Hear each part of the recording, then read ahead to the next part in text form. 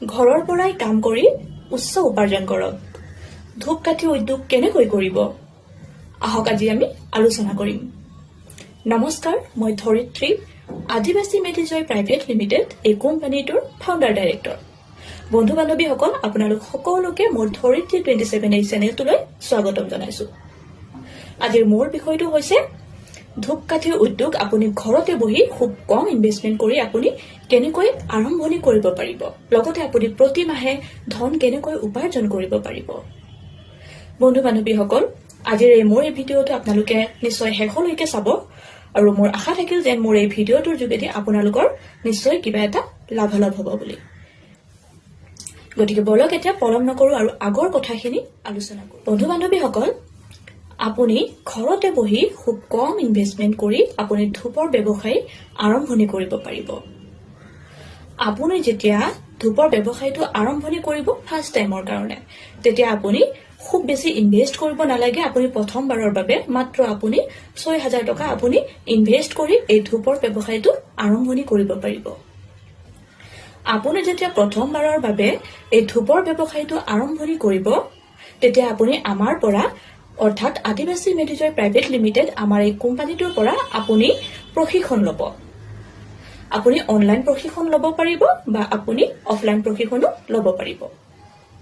আমাৰ অফিচ এড্ৰেছটো আমি আপোনালোকক জনাই দিম, তেতিয়া আপুনি আমাৰ অফিচলৈ আহি আমাৰ পৰা আপোনালোকে অফলাইন প্ৰশিক্ষণ ল'ব পাৰিব। আৰু যদিহে আপোনাৰ কিবা অসুবিধা হয় বা আপুনি আহিব নোৱাৰে, তেতিয়াহ'লে নিশ্চয় আপুনি আমাৰ পৰা অনলাইন প্ৰশিক্ষণ ল'ব পাৰিব।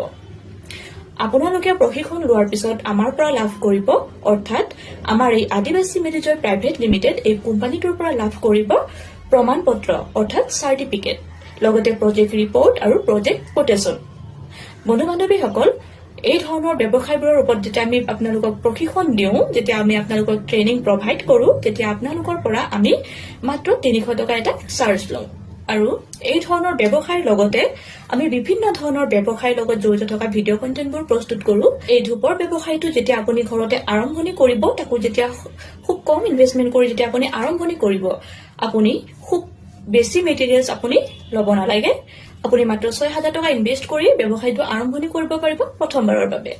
আৰু এই ব্যৱসায়টোত যি ব্যৱহৃত সামগ্ৰীসমূহ, সেই সামগ্ৰীসমূহ আপোনালোকে আমাৰ আদিবাসী মেডিজয় প্ৰাইভেট লিমিটেড এই কোম্পানীটোৰ পৰা ল'ব পাৰিব।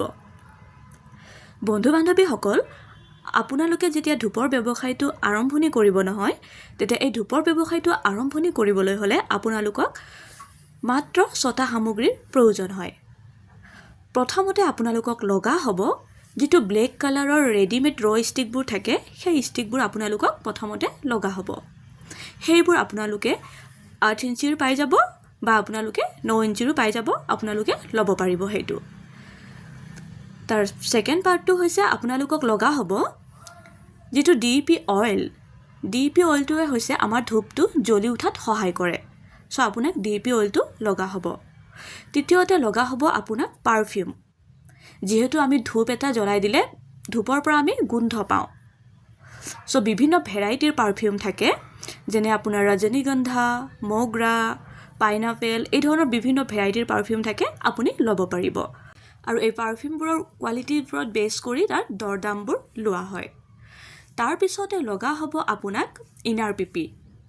ইনাৰ পিপিটো হৈছে আপোনাৰ যেতিয়া আপোনাৰ যিটো ষ্টিক থাকিব নহয়, সেই ষ্টিকটো যেতিয়া আপুনি পাৰফিউম আৰু অইল মিক্স কৰি তাক আপুনি ডিপিং কৰিব, ডিপিং কৰাৰ পিছত তাক আপুনি ইনাৰ পিপিত যিটো এটা সৰু পেকেট থাকে, তাৰ ভিতৰত আমি ষ্টিকবোৰ ভৰাই দিওঁ।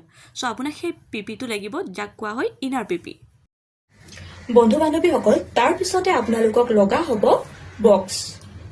যেতিয়া আপুনি ব্লেক কালাৰ যিটো ষ্টিক থাকিব, সেইটো যেতিয়া আপুনি চেণ্টিং কৰাৰ পিছত তাক আপুনি সৰু পেকেটত ইনাৰ পিপিত সোমাব। ইনাৰ পিপিত সোমোৱাৰ পিছত তাক আমি বক্সত ভৰাওঁ।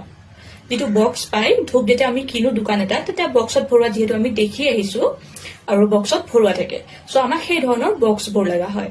তো সেই ধৰণৰ বক্স আপুনি বিভিন্ন ভেৰাইটিৰ বক্স আপুনি পাই যাব। লেমুনেশ্যন থকা বক্স আপুনি পাই যাব, কালাৰফুল থকা বক্স আপুনি পাই যাব। যেনে আপোনাৰ ভাৰত দৰ্শন, ব্লেক ডায়মণ্ড দিয়া বা আপুনি পাল্চবোৰো ইউজ কৰিব পাৰে। যিটো প্লাষ্টিকৰ পাল্চ পোৱা যায়, সেই পাল্চবোৰো আপোনালোকে ইউজ কৰিব পাৰে। তাৰ পিছতে আপোনাক লগা হ'ব আউটাৰ পিপি অৰ্থাৎ যেতিয়া ধূপকাঠি এটা মেকিং কৰাৰ পিছত তাক আমি বক্সত ভৰোৱাৰ পিছত তাক আমি চেল কৰোঁ, নহয় জানো? দোকানে হওক বা বজাৰতে হওক বা হ'লচেল আমি কি কৰোঁ? চেল কৰোঁ। যিহেতু আমি চেল কৰোঁ, তেতিয়া আমিতো এটা এটাকে আমি দোকানত দিব নোৱাৰোঁ, হয় নে নহয়?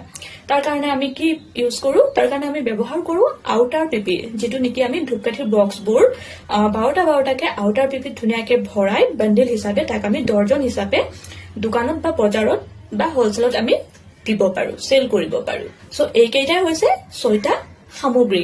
এই 6টা সামগ্ৰী হ'লে আপুনি ঘৰতে এই ধূপকাঠিৰ ব্যৱসায়টো ধুনীয়াকে আৰম্ভণি কৰিব পাৰিব। আৰু প্ৰথমবাৰৰ বাবে আপুনি খুব বেছি ইনভেষ্ট কৰিব নালাগে। আপুনি কমকে 6,000কে ইনভেষ্ট কৰি আপুনি লাহে লাহে নিজৰ ব্যৱসায়টো ধুনীয়াকে প্ৰথমতে নিজে আপুনি ভালকে শিকি লওক, আপুনি নলেজ লৈ লওক ব্যৱসায়টোৰ প্ৰতি, যি কেনেকে কৰিলে ভাল হ'ব, কেনেকে কৰিব লাগিব, কি ইউজ কৰিব লাগিব, প্ৰথমতে সেইখিনি আপুনি জানি ল'ব। তাৰ পিছতহে আপুনি লাহে লাহে নিজৰ ব্যৱসায়টো গ্ৰ' কৰিব। আৰু গ্ৰ' কৰিলেও আপুনি এবাৰতে গ্ৰ' কৰিব নোৱাৰে, সেইটো আপুনি ষ্টেপকে লাহে লাহেকে ধুনীয়াকে গ্ৰ' কৰিব পাৰিব। গতিকে বন্ধু বান্ধৱীসকল, এই ধূপৰ ব্যৱসায়টো আপোনালোকে নিশ্চিত ৰূপত ঘৰতে ব্যৱসায়টো আৰম্ভণি কৰক, তাকো খুব কম ইনভেষ্টমেণ্ট কৰি। যদিহে কিবা প্ৰশ্ন থাকে বা কিবা জানিব বিচাৰে, আমাক নিশ্চয় আপোনালোকে হোৱাটছআপ কৰিব। আপুনি এই ধৰণৰ ব্যৱসায়বোৰ ঘৰতে আৰম্ভণি কৰাৰ লগতে আপুনি নিজকে প্ৰতি মাহে ধন উপাৰ্জন কৰিব পাৰিব। আপুনি নিজৰ লগতে নিজৰ সমাজখনক বা নিজৰ ওচৰ চুবুৰীয়াখনকো আপুনি এটা ভাল দিশত আপোনালোকে আগবঢ়াই লৈ যাব পাৰিব। গতিকে নিশ্চিত ৰূপত এই ধৰণৰ ব্যৱসায়বোৰ আৰম্ভণি কৰক। আৰু এই ধূপৰ ব্যৱসায়ৰ বিষয়ে যদি আপোনালোকে কিবা জানিব বিচাৰিছে বা মেটেৰিয়েলছসমূহ ক'ৰ পৰা ল'ম, কেনেকৈ ল'ম, বা প্ৰশিক্ষণ কেনেকে ল'ম, কিমানকে প্ৰডাক্ট ল'ম, কেনেকে কোৱালিটিৰ প্ৰডাক্টবোৰ পাম, বা পাৰফিউম কি কি কোৱালিটিৰ আছে, সেইবোৰ যদি আপোনালোকে জানিব বিচাৰে, তো নিশ্চয় আমাৰ অফিচ হোৱাটছআপ নম্বৰটো নিশ্চয় আপোনালোকক মই অকণ আগত কৈ দিলোঁ, আপোনালোকে আমাক তাতে হোৱাটছআপ কৰি সুধিব পাৰে। আমি নিশ্চয় যিমান পাৰোঁ আপোনালোকক গাইড কৰিবলৈ চেষ্টা কৰিম। চ' বন্ধু বান্ধৱীসকল, আশা থাকিল নিশ্চয় মোৰ এই ভিডিঅ'টোৰ যোগেদি আপোনালোকৰ কিবা এটা লাভালাভ হ'ব বুলি। পুনৰ লগ পাম অন্য এটি নেক্সট ভিডিঅ'ত। ধন্যবাদ। ভালে থাকিব, সুস্থ হৈ থাকিব।